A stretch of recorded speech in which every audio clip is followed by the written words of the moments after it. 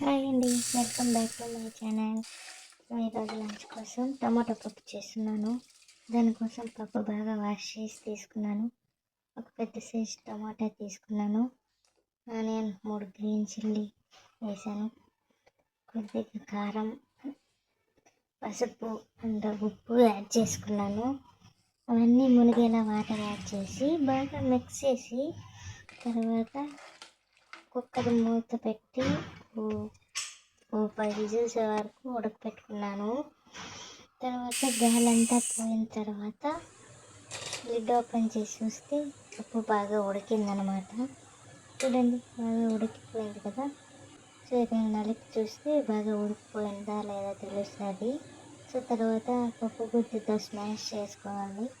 తర్వాత ముందుగానే నానబెట్టుకున్న చింతపండు రసం యాడ్ చేసి ఇక్కడ ఉప్పు సరిపోకపోతే యాడ్ చేసుకోవచ్చు. తర్వాత పోపు కోసం ఒక గిన్నె తీసుకొని ఆయిల్ యాడ్ చేసి పోపు గింజలు యాడ్ చేసి బాగా ఫ్రై చేసుకొని తర్వాత ఆనియన్స్ యాడ్ చేసి అవి కొద్దిగా బాగా ఫ్రై అయ్యేంత వరకు ఫ్రై చేసి కారం సరిపోలేదు అంటే ఇక్కడ మిర్చి యాడ్ చేసుకున్నాను. సో అవన్నీ బాగా మిక్స్ అయ్యేలాగా ఫ్రై చేసి స్మాష్ చేసి పెట్టుకున్న పప్పు యాడ్ చేయాలి.